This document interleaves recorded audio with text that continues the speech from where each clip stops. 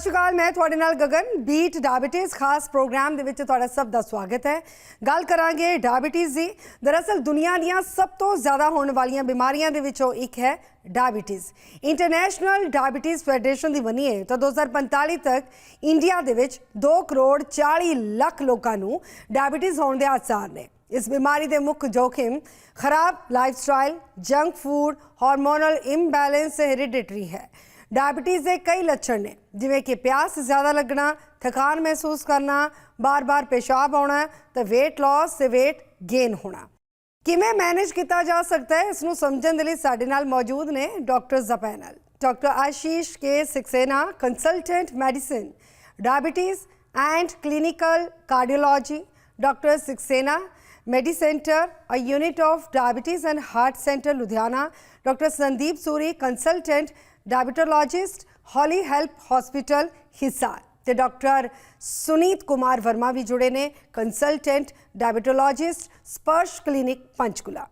तो सब तो पहले शुरुआत करांगे डायबिटीज़ से। खास चर्चा करने के लिए साडे नाल डॉक्टर्स का बहुत बहुत स्वागत है।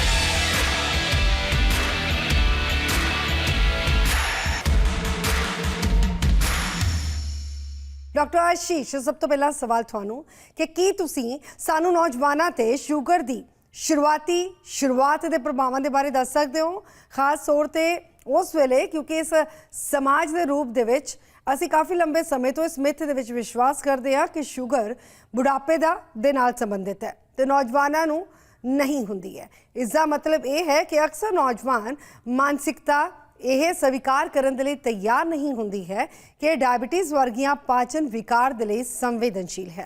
देखो जे मैं तुम्हें दसूं, शुगर जड़ी बीमारी है ना, वो सब दी बीमारी है, चाहे बच्चे हों, चाहे यूथ हो, चाहे बुजुर्ग हो। उन कोविड के बाद साड़ी कई स्टडी भी आई हैं जिससे सानू पता चला है कि कई जिहड़े मरीज सीगे जिन्होंने शुगर नहीं सी उन्होंने भी शुगर हो गई।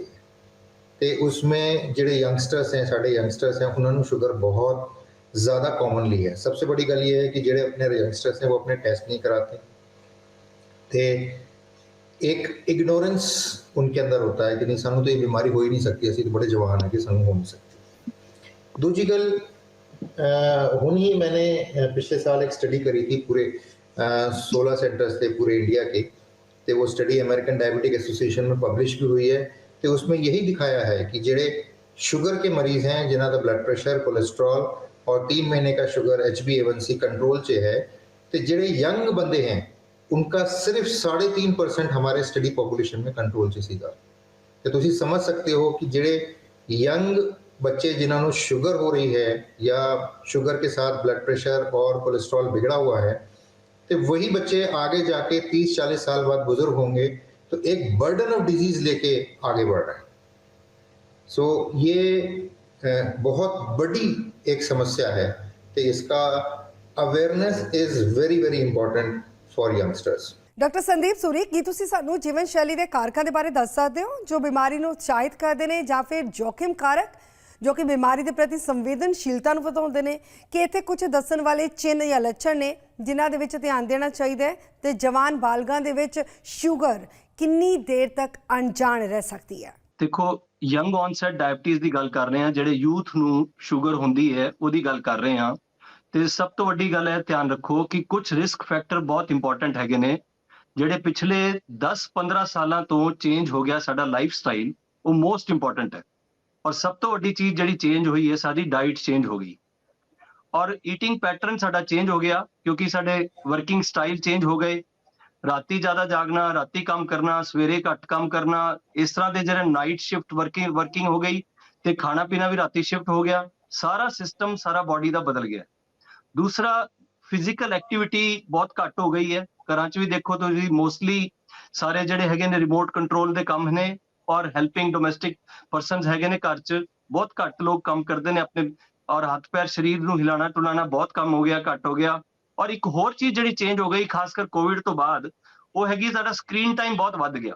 स्क्रीन टाइम कहते जिन्होंने मोबाइल यूज करना, laptop, mobile, TV viewing, so more of the time you are sitting in front of the screen, that is increased. और हर वेले तुसीं देखो तुहाडे हाथ 'च स्क्रीन रहिंदा ही रहिंदा है, भावें तुसीं बैडरूम 'च होवे, भावें तुसीं कित्थे भी हो, स्क्रीन तुहाडे हाथ 'च हमेशा रहिंदी है। ਇਹਨਾਂ ਸਾਰੀਆਂ ਚੀਜ਼ਾਂ ਨਾਲ ਸਾਡਾ ਮੈਟਾਬੋਲਿਕ ਸਿਸਟਮ ਬਾਡੀ ਦਾ ਚੇਂਜ ਹੋ ਗਿਆ, ਜਿਸ ਕਰਕੇ ਜਲਦੀ ਔਨਸੈਟ, अर्ਲੀ ਔਨਸੈਟ ਡਾਇਬਟੀਜ਼ ਹੁੰਦੀ ਜਾ ਰਹੀ ਹੈ।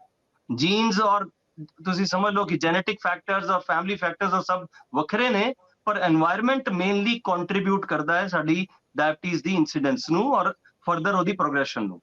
ਹੁਣ ਡਾਇਬਟੀਜ਼ ਜਿਹੜੀ ਯੰਗ ਔਨਸੈਟ ਹੈ, ਮੋਸਟ ਆਫ ਦਾ ਟਾਈਮ ਉਹ ਅਨਨੋਟਿਸਡ ਨਹੀਂ ਰਹਿੰਦੀ ਇਨ ਕੰਪੈਰੀਜ਼ਨ। ਅਗਰ ਐਲਡਰਲੀ ਡਾਇਬਟੀਜ਼ ਦੇਖੇ ਜਾਏ, ਏਜ 올ਡ ਡਾਇਬਟੀਜ਼ ਜਿਹੜੀ ਹੈਗੀ ਹੈ 45 ਤੋਂ ਬਾਅਦ, ਉਹ most of the time 5 to 10 years unnoticed ਰਹਿ ਜਾਂਦੀ ਹੈ, ਏਸਿम्प्टोमेटिक ਰਹਿ ਜਾਂਦੀ ਹੈ। ਲੇਕਿਨ ਯੰਗ ਔਨਸੈਟ ਡਾਇਬਟੀਜ਼ ਇਹ ਬੜੀ ਡਿਫਰੈਂਟ ਵੈਰਾਈਟੀ ਦੀ ਡਾਇਬਟੀਜ਼ ਹੈ। ਇਸ ਤਰ੍ਹਾਂ ਦੀ ਡਾਇਬਟੀਜ਼ ਬਹੁਤ ਰੈਪਿਡ ਪ੍ਰੋਗਰੈਸ਼ਨ ਕਰਦੀ, ਬਹੁਤ ਤੇਜ਼ ਵੱਧਦੀ ਹੈ, ਬਹੁਤ ਸਪੀਡ ਵੱਧਦੀ ਹੈ ਔਰ most of the time symptomatic ਹੁੰਦੇ ਨੇ। ਤੇ ਅਨਨੋਟਿਸ ਰਹਿਣ ਦਾ ਤੇ ਕੋਈ ਕਾਰਨ ਨਹੀਂ। ਉਹ ਗੱਲ ਹੈਗੀ ਤੁਸੀਂ ਇਹਦੇ ਚਿੰਨ੍ਹ ਨੂੰ, ਜਿਹੜੇ ਇਹਦੇ ਸਾਈਨ ਸਿੰਪਟਮ ਹੈਗੇ ਨੇ, ਉਹ ਤੁਸੀਂ ਮਿਸ ਕਰੋਗੇ ਤੇ ਫਿਰ ਲੇਟ ਤੁਸੀਂ ਡਾਇਗਨੋਸ ਕਰ ਸਕੋਗੇ, ਔਰ ਜਿੰਨਾ ਲੇਟ ਕਰੋਗੇ ਉਹਨਾਂ ਇਹਦੀ ਕੰਪਲਿਕੇਸ਼ਨਸ ਤੁਹਾਨੂੰ ਲੇਟ ਡਿਟੈਕਟ ਹੋਣਗੀਆਂ ਔਰ ਵਧਣਗੀਆਂ। ਡਾਕਟਰ ਸੁਨੀਤ ਕੁਮਾਰ ਵਰਮਾ, ਕੀ ਤੁਸੀਂ ਸਾਨੂੰ ਦੱਸ ਸਕਦੇ ਹੋ ਕਿ ਕੀ ਕੁਝ ਖਾਸ ਮਾਨਸਿਕ ਸਿਹਤ ਚਿੰਤਾਵਾਂ ਨੇ ਜੋ ਡਾਇਬਟੀਜ਼ ਦੀ ਜਾਂਚ ਦੇ ਨਤੀਜੇ ਵਜੋਂ ਹੋ ਸਕਦੀਆਂ ਨੇ ਜਾਂ ਸ਼ੂਗਰ ਦੇ ਦੁਆਰਾ ਪ੍ਰੇਰਿਤ ਹੋ ਸਕਦੀਆਂ ਨੇ, ਤੇ ਜੇਕਰ ਅਜਿਹਾ ਹੈ ਤਾਂ ਇਹਨਾਂ ਨੂੰ ਹੱਲ ਕਰਨ ਦੇ ਕੀ ਤਰੀਕੇ ਨੇ? डायबिटीज़ में सबसे पहली चीज़ जब पता लगती है, एक जवान आदमी 30 साल का आदमी, उसको पता लगा कि उसको डायबिटीज़ हो गई है, तो सबसे पहली चीज़ होती है यार ये मुझे नहीं हो सकती। वो एक डिस्ट्रेस में जाता है, इसको डायबिटीज़ डिस्ट्रेस कहते हैं। डायबिटीज़ डिस्ट्रेस कोई एक बीमारी नहीं है, एक कोई डिप्रेशन नहीं कहेंगे हम इसे, कोई एंग्जाइटी नहीं कहेंगे, बट डायबिटीज़ डिस्ट्रेस मतलब एक अजीब तरह की चिंता उसको हो गई कि मुझे शुगर हो गई, अब मैं क्या करूँगा। ये एक बहुत पिक्यूलियर चीज़ है दिमागी तौर पे जो आती है, डायबिटीज़ डिस्ट्रेस। अब डायबिटीज़ डिस्ट्रेस कोई डिप्रेशन नहीं है, एक्सेप्टेंस, एक्सेप्ट नहीं कर रहा है कि उसे डायबिटीज़ हो गई है, एक्सेप्ट कर रहा है तो वो ये समझ नहीं पा रहा है कि अपनी ज़िंदगी कैसे जिएगा, और उसकी ज़िंदगी में कितनी दिक्कतें आने वाली हैं, मुझे तो पता नहीं क्या होगा, मैं तो कुछ कर नहीं पाऊंगा, अभी तो मेरे कमाने के दिन थे, मेरा तो छोटा सा परिवार है, मुझे माँ बाप का ध्यान रखना है, so many expectations from societies. So वो एक सिंपल डिस्ट्रेस, डायबिटीज़ डायग्नोज होने का डिस्ट्रेस। अब इनसे कैसे बचना है? पहली बात ये समझना जरूरी है कि डायबिटीज़ कैंसर नहीं है। डायबिटीज़, इनफैक्ट कैंसर भी आजकल बहुत सारा इलाज वाला है, ऐसा नहीं कि कैंसर का इलाज नहीं होता, डायबिटीज़ का तो बहुत अच्छा इलाज होता है। तो डायबिटीज़ में अब इस तरह की दवाइयाँ आ गई हैं जो आपके पूरे शरीर पे सिर्फ शुगर कंट्रोल करने की जगह आपके दिल को, आपकी किडनीज़ को, हर तरीके से, हर ढंग से, हर ऑर्गन को जो डायबिटीज़ अफेक्ट करती है उसको ठीक करती है। तो हम आजकल बात करते हैं डायबिटीज़ में ओवरऑल इम्प्रूवमेंट की, सिर्फ ब्लड ग्लूकोज की नहीं। सब चीज़ें ठीक होती हैं, बहुत स्मूथ ढंग से ठीक होती हैं। आपका लाइफस्टाइल कैसा है, आप सपोज सुबह निकलते हैं, रात तक आपको खाने का पता नहीं है, जो जवानों के साथ होता है। आपको पता नहीं है कि शाम दिन में खाना मिलेगा नहीं मिलेगा, मैं डायबिटीज़ की दवाई ले लूँ, मेरी शुगर कम तो नहीं हो जाएगी। अब ऐसी दवाइयाँ हैं जिनमें हमें ये सोचने की ज़रूरत भी नहीं, शुगर बिलो नॉर्मल नहीं जाएगी, नहीं घटेगी, एकदम स्मूथ ढंग से शुगर कंट्रोल में हो सकती है। तो इन सब बातों के लिए ज़रूरी है कि हम बिल्कुल ठीक सोर्स, अपने ठीक चिकित्सक, अपने ठीक डॉक्टर से मिलें, और उसे मिलने के बाद हम ये समझ आएंगे कि डायबिटीज़ वो बीमारी नहीं है जैसे हमने सोचा था, जितना हमने इससे डरे थे। इन सब बातों से हमारी anxiety, stress, depression, diabetes distress. Doctor Ashish Saxena, ਕੀ ਤੁਸੀਂ ਸਾਡੇ ਨਾਲ ਇਸ ਬਾਰੇ ਗੱਲ ਸਾਂਝੀ ਕਰ ਸਕਦੇ ਹੋ ਕਿ ਕੀ ਇੱਥੇ ਕੁਝ ਰੁਝਾਨ ਜਾਂ ਪੈਟਰਨ ਨੇ ਜੋ ਖਾਸ ਤੌਰ ਤੇ ਨੌਜਵਾਨ ਆਬਾਦੀ ਦੇ ਲਈ ਢੁਕਵੇਂ ਨੇ? अगर हम देखें तो जो ट्रेंड है वो बिंज ईटिंग का ट्रेंड है। जैसे ब्रेकफास्ट कम, लंच में थोड़ा बहुत कुछ ले लिया, और सडनली रात को कोई पार्टी है या घर पे गए हैं या खाना खाना है तो एकदम से बहुत ज़्यादा, तो हम ना एक इन्वर्टेड पिरामिड ले रहे हैं। जबकि कहा यह जाता है कि ब्रेकफास्ट हैवी हो, लंच कम और डिनर सबसे कम, उससे बॉडी का मेटाबॉलिज्म बहुत अच्छा होता है। दूसरी बात, यूजुअली अब जो देखा गया है, जैसे स्क्रीन वॉचिंग टाइम बढ़ गया है, इतना ज़्यादा social media, smart TV, mobile phones, YouTube, Netflix, इस पे इतना ज़्यादा कंसंट्रेशन करने से जो स्लीप साइकिल है वो डिस्टर्ब है, और जब स्लीप साइकिल डिस्टर्ब होती है तो definitely body goes under stress. Working pressures बहुत ज़्यादा हैं, जिसमें अल्टीमेटली हम क्या देखते हैं, जो हमारे जवान हैं, जो हमारे यंगस्टर्स हैं, वो धीरे धीरे धीरे धीरे they start getting exhausted early. सबसे पहले सिम्टम्स जो उनको आते हैं वो ये हैं कि या तो पैरों में क्रैम्प्स पड़ रहे हैं या they are feeling tired, they feel exhausted very fast. Thanks to all the labs, जो ये नई नई लैब्स आई हैं जो एक हेल्थ चेकअप करके देते हैं, एक बंडल ऑफ हेल्थ चेकअप्स असली और अच्छे रेट्स में हो जाते हैं, जिससे कई लोग जो करा लेते हैं वो पिक हो जाते हैं कि yes this person is pre diabetes और बॉर्डरलाइन डायबिटीज, या ये डायबिटीज के खेमे में चला गया है। प्लस सोशल मीडिया की अवेयरनेस ने भी थोड़ा सा एक रिपल्स क्रिएट किया है रिगार्डिंग डायबिटीज। बट सही अवेयरनेस और सही चीज जानना बहुत जरूरी है। हर चीज डाइट और एक्सरसाइज से नहीं ठीक होती है। शुगर के लिए कई बार कई मेडिसिन यूज करनी पड़ती हैं, और अब डायबिटीज रिवर्सल्स भी आ गए हैं। There are certain programs which include diet, exercise and medicines where we are achieving diabetes reversal also कई मरीजों के लिए। तो सबसे ज़्यादा अगर हम देखें तो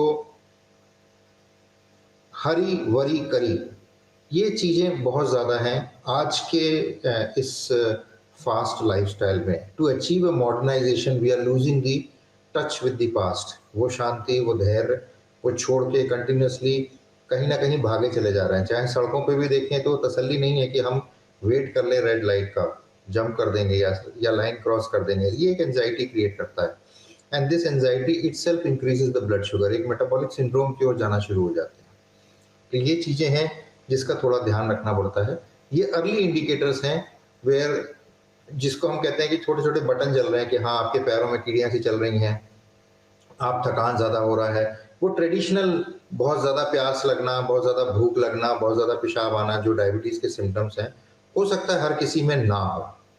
बट अदर सिम्टम्स जैसे वेट लॉस हो जाना सडनली, एंड प्रॉपर नींद नहीं आना, पैरों में क्रैम्प्स होना, कीड़ियाँ चलना, ये सारे छोटे छोटे सिम्टम्स आना शुरू हो जाते हैं।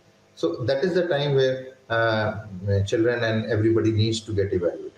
ਡਾਕਟਰ ਸੰਦੀਪ ਸੂਰੀ, ਅਸੀਂ ਇੱਕ ਸਮਾਜ ਦੇ ਰੂਪ ਦੇ ਵਿੱਚ ਵਿਭਿੰਨ ਅਪਾਹਜਤਾਵਾਂ, ਵਿਲੱਖਣ ਸਥਿਤੀਆਂ ਤੇ ਇਥੋਂ ਤੱਕ ਕਿ ਜੀਵਨ ਸ਼ੈਲੀ ਦੀਆਂ ਬਿਮਾਰੀਆਂ ਦੇ ਬਾਰੇ ਵਿਅਕਤੀਆਂ ਨੂੰ ਲੈਬਲ ਕਰਨ ਦੀ ਸੰਭਾਵਨਾ ਰੱਖਦੇ ਆ। ਅਸੀਂ ਵੀ ਇੱਕ ਯੁੱਗਵਾਦੀ ਸਮਾਜ ਹਾਂ। ਉਹਨਾਂ ਵਿਅਕਤੀਆਂ ਦੇ ਵਿਰੁੱਧ ਡੂੰਘੇ ਜੜ੍ਹਾਂ ਵਾਲੇ ਕਲੰਕ ਦੇ ਇਸ ਸੰਦਰਭ ਨੂੰ ਦੇਖਦੇ ਹੋਏ ਜੋ ਜ਼ਰੂਰੀ ਤੌਰ ਤੇ ਕਿਸੇ ਸਿਹਤਮੰਦ ਵਿਅਕਤੀ ਦੀ ਮੁੱਖ ਧਾਰਾ ਦੇ ਮਿਆਰ ਦੇ ਵਿੱਚ ਫਿੱਟ ਨਹੀਂ ਹੁੰਦੇ ਨੇ, ਤੁਸੀਂ ਕਿਵੇਂ ਸੋਚਦੇ ਹੋ ਕਿ ਉਮਰ, ਪੁਰਾਣੇ ਰੂੜੀਵਾਦੀ ਧਾਰਨਾਵਾਂ ਤੇ ਸਮਾਜਿਕ ਪੱਖਪਾਤ ਡਾਇਬੀਟੀਜ਼ ਵਾਲੇ ਨੌਜਵਾਨ ਬਾਲਗਾਂ ਨੂੰ ਕਿਵੇਂ ਪ੍ਰਭਾਵਿਤ ਕਰਦੇ ਨੇ ਤੇ ਅਸੀਂ ਉਹਨਾਂ ਨੂੰ ਹੱਲ ਕਰਨ ਦੇ ਲਈ ਕੀ ਕਰ ਸਕਦੇ ਹਾਂ? ਦੇਖੋ, ਸਭ ਤੋਂ ਵੱਡੀ ਗੱਲ, ਇਹ ਗੱਲ ਬਿਲਕੁਲ ਜਾਇਜ਼ ਹੈ। ਡਾਇਬੀਟੀਜ਼ ਲਾਈਫ ਲੌਂਗ ਡਿਜ਼ੀਜ਼ ਹੈ। ਚਾਹੇ ਅਸੀਂ ਉਹਨੂੰ ਕਹੀਏ ਰਿਮਿਸ਼ਨ ਹੋ ਗਿਆ ਜਾਂ ਅਸੀਂ ਉਹਨੂੰ ਦਵਾਈਆਂ ਉਹਦੀ ਬੰਦ ਕਰ ਦਿੰਦੇ ਆ, ਵੇਟ ਲਾਸ ਕਰਕੇ ਰਿਮਿਸ਼ਨ ਚ ਲੈ ਜਾਂਦੇ ਆ, ਤਾਂ ਵੀ ਇਹਦਾ ਇਹ ਮਤਲਬ ਨਹੀਂ ਹੈਗਾ ਕਿ ਉਹ ਪਰਮਾਨੈਂਟਲੀ ਖਤਮ ਹੋ ਗਈ। once you are diagnosed as diabetes, ਉਹ ਪੂਰੀ ਲਾਈਫ ਵਾਸਤੇ ਉਹ ਗੱਲ ਰਹਿੰਦੀ ਹੈ। ਈਵਨ ਇਸੇ ਲਾਈਨ ਦਾ ਹੀ ਬੜਾ ਭਾਰੀ ਸਟਿਗਮਾ ਰਹਿੰਦਾ ਹੈ, ਔਰ ਮੈਂ ਬਿਲਕੁਲ ਮੰਨਣਾ ਇਸ ਗੱਲ ਨੂੰ ਕਿ ਇਹ ਇੱਕ ਤਰ੍ਹਾਂ ਦਾ ਲੋਕਾਂ ਦੇ ਦਿਮਾਗ 'ਚ, ਖਾਸ ਕਰ ਯੂਥ ਦੇ ਦਿਮਾਗ 'ਚ ਉਸ ਵੇਲੇ, ਔਰ ਈਵਨ ਐਨੀ ਏਜ ਗਰੁੱਪ, ਅਗਰ once we diagnose, ਜਦੋਂ ਡਾਇਗਨੋਸਿਸ ਅਸੀਂ ਦਿੰਦੇ ਆ ਵੀ ਹਾਂਜੀ ਤੁਹਾਨੂੰ ਸ਼ੂਗਰ ਹੋ ਗਈ ਹੈ, 20% ਕੇਸਿਸ 'ਚ ਉਹ ਡਿਪਰੈਸ਼ਨ 'ਚ ਚਲੇ ਜਾਂਦੇ ਨੇ। 20% ਇਸ ਤਰ੍ਹਾਂ ਦੇ ਹੁੰਦੇ ਨੇ ਜਿਹੜੇ ਉਸ ਡਾਇਗਨੋਸਿਸ ਨੂੰ ਮੰਨਦੇ ਨਹੀਂ। 20% ਇਸ ਤਰ੍ਹਾਂ ਹੁੰਦੇ ਨੇ ਜਿਹੜੇ ਉਹ ਬਿਲਕੁਲ ਰਿਫਿਊਜ਼ ਕਰ ਜਾਂਦੇ ਨੇ ਕਿ ਇਹ ਤੁਸੀਂ ਗਲਤ ਕਰ ਰਹੇ ਹੋ, ਲੈਬ ਵੀ ਤੁਹਾਡੀ ਗਲਤ ਹੈ, ਮੇਰੇ ਤੇ ਸ਼ੂਗਰ ਹੋ ਹੀ ਨਹੀਂ ਸਕਦੀ। ਇਹਦੀ ਪ੍ਰੋਬਲਮ ਸਭ ਤੋਂ ਵੱਡੀ ਇਹ ਹੈਗੀ ਹੈ ਕਿ ਇਹ ਸਿੰਪਟੋਮੈਟਿਕ ਨੇਚਰ ਹੈ।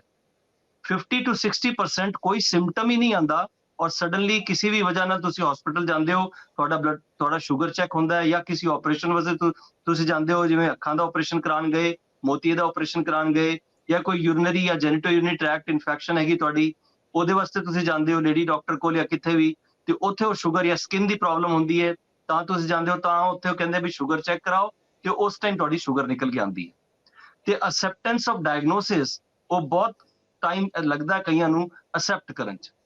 ਇਸ ਟਾਈਮ ਸਭ ਤੋਂ ਵੱਡਾ ਰੋਲ ਸਾਡਾ ਡਾਕਟਰਸ ਦਾ ਇਹੀ ਹੁੰਦਾ ਹੈ ਕਿ ਅਸੀਂ ਉਹਨੂੰ ਕਾਉਂਸਲ ਕਰਨੇ ਆ, ਸਮਝਾਉਂਦੇ ਆ ਕਿ ਠੀਕ ਹੈ ਭਾਈ, ਬਿਮਾਰੀ ਜਿਹੜੀ ਹੈਗੀ ਹੈ ਹੁਣ ਆ ਗਈ ਹੈ, ਇਹਨੂੰ ਕੰਟਰੋਲ ਕਰਨ ਦੀ ਅੱਜ ਕੱਲ੍ਹ ਸਾਧਨ ਬਹੁਤ ਅੱਛੇ ਨੇ, ਦਵਾਈਆਂ ਬਹੁਤ ਅੱਛੀਆਂ ਨੇ, ਔਰ ਤੁਸੀਂ ਅਗਰ ਇਹਨੂੰ ਅੱਛੀ ਤਰ੍ਹਾਂ ਕੰਟਰੋਲ ਕਰੋਗੇ ਤੇ ਤੁਹਾਨੂੰ ਬਿਲਕੁਲ ਵੀ ਕਿਸੇ ਕਿਸਮ ਦੀ ਵੀ ਕੋਈ ਕੰਪਲਿਕੇਸ਼ਨਸ ਨਹੀਂ ਹੋਣਗੀਆਂ।